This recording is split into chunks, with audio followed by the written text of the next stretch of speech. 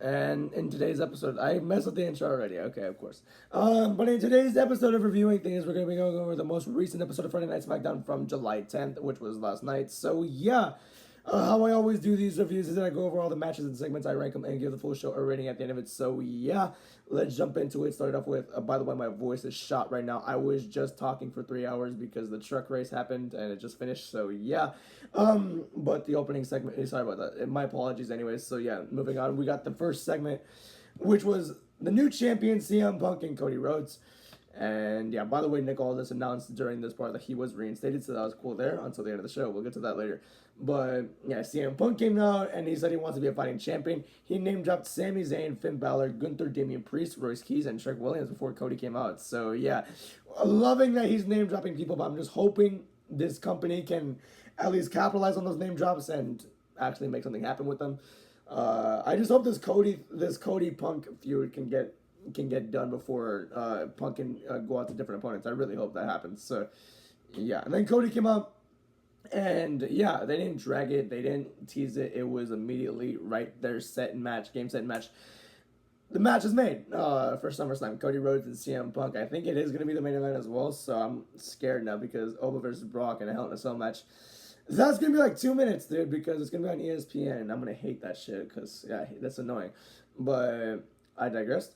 I'm glad they didn't drag it. I'm glad they capitalized quickly. I'm glad they knew what was going to happen as soon as Punk came to SmackDown. So, yeah, that's the thing I'll say here. They've been teasing this match since January 2024, so... yeah, I'm going to give this a 3.8 out of 5. This was a good segment. I thought, yeah, this was a very good introduction segment for CM Punk as champion. And I thought it was very good as an immediate build up to SummerSlam. So, yeah, let's move on to the next segment, or the next match. The opening match was Finn Balor versus Tama Tonga. Match was mid, really. I didn't really enjoy it. Yeah, that's about it. Some interference, but Finn ended up getting the win, so that was that there. Cool to see Finn win, but yeah, I'm hoping this Finn versus the Tongans feud doesn't continue though. I just wanted it to be like a one-off, and then yeah, it's good. But we'll see what happens. I don't know. I'm gonna give it a 2.8 out of 5. Match wasn't great. It was forgettable. So let's move on. Next up was the Bloodline and Royce Keys' segment. So yeah, this is the first time in the Bloodline this is the first time in the newest formation of the Bloodline where we don't see Jey Uso just try and be the spearhead of everything. We didn't see Roman. We didn't see Jay. We saw Jimmy and Jacob, which are my two favorites of the faction. So yeah, yeah, Jimmy was like kind of leading the way here, leading the charge. Jacob was just following him because he likes Jimmy better than Jay.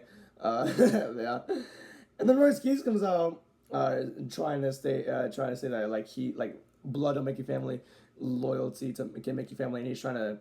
And he was like pointing out his like allegiance with, not allegiance, like his friendship and his brotherhood with Jacob Fatu.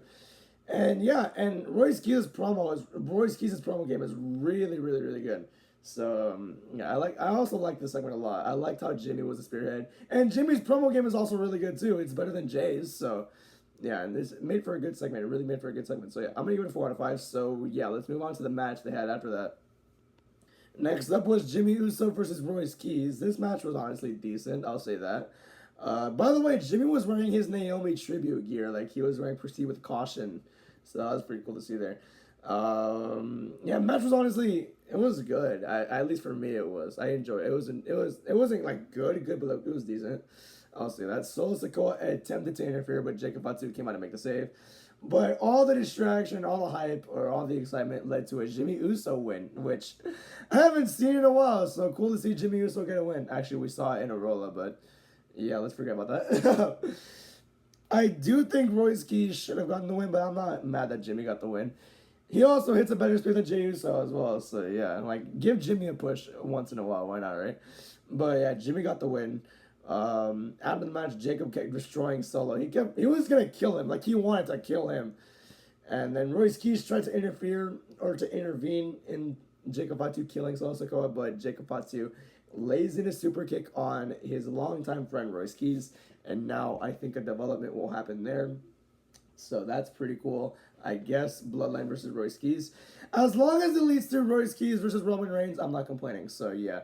I'm gonna for the match. I'll give it a 3.2 out of 5 for the execution of the post match events. I think it was I think it was done well.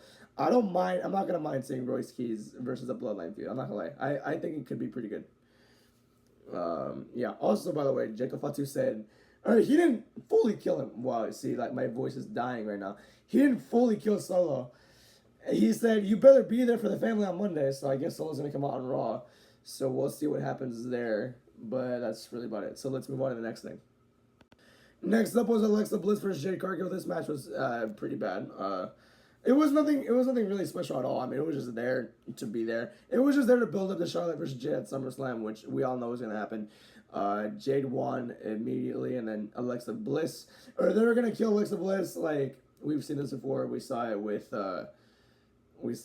Rhea and Io, where they injured Io and held Rhea back. They held Charlotte They held Charlotte back while they killed Alexa. And Alexa did that cool trick where she made her arm look broken because she's double jointed. She can do that, which it looked disgusting and it looks very real. But Alexa has that talent of doing that, so props to her. And honestly, now that I think about it, like they did this post match stuff pretty well. Honestly, I'm not mad about it. I'm not mad about it. I want to see Alexa Bliss at SummerSlam, but I feel like they're finally starting to get this feud like in the right direction. Which, for some reason, when they're taking out their best friend, it's always working. But for me, it's starting to work a little bit more now, at least in my opinion. So yeah, for the match, I give it a 2.3 out of 5. But for the execution, I'm gonna give it a thumbs up. I thought it was done pretty well. Yeah, I guess the formula is just kill the babyface's best friend, and then the feud will be interesting because it's now getting interesting for me. That's weird. I'm sorry. Let's move on. All right, next up was Carmelo Hayes versus Trick Williams in a non-title match. I'm trying to save my voice, man. It's not gonna happen. I have another stream at 6. My voice is gonna die by then, dude. Next up was Carmelo Hayes versus Trick Williams. This was a very good match in my opinion. I would recommend a rewatch here for this one as well. These two have a lot of good chemistry on the mic, and it looks like they have a lot of chemistry in the ring. So I applaud that here. And yeah, match was flowing pretty nicely until Melo was about to hit nothing but net, and then Baron Corbin returns to the WWE, and now he's been denying this the entire time, like for the past few months. Like there's rumors about him going to the company, and he's like, "Guys, I'm not going to the company." Which I love that he was denying it because they kept it a surprise, which I love. I love surprises, and I like the surprise. I like Baron Corbin, which people don't, but I like him. Yeah, it was pretty cool to see him back, I guess. But I wonder what this does to the U.S. title division now. I wonder how this is going to go. And Carmelo Hayes has dealt with Baron Corbin in NXT, so as Trick, I'm pretty sure. So this could be pretty cool. I'm going to give this match a 3.6 out of 5, and I'll give the return a good thumbs up because I thought it was very well done. I like surprises, like I said. So, yeah. Cool to see Baron Corbin back. I keep saying that. Let's move on. And the main event segment was the segment involving Gunther. Now, with Gunther, he came out with 5 minutes left in the show. So I was just like wondering what the hell is going to happen here in just 5 minutes. And well, that answer rang true when Nick Aldis came out. So Nick Aldis had first announced that CM Punk and Cody Rhodes will tag team with each other versus Sami Zayn and Gunther, which I think is kind of a neat way to loophole around it. Like, because Gunther said earlier in the show, I want to face Punk and I want to face Cody. Technically, he's facing him, so yeah, it's Nick Aldis is a smartass. I love him. and then Gunther got so pissed off, he brutally attacked Nick Aldis to end the show. So maybe now it could be Gunther versus Nick at SummerSlam. We'll see if Nick Aldis is even alive next week, but yeah, well, maybe it could be Gunther versus Nick at SummerSlam. Maybe Magnus, if you know, can make a return to the ring. But maybe that might be his last ever match. You never know.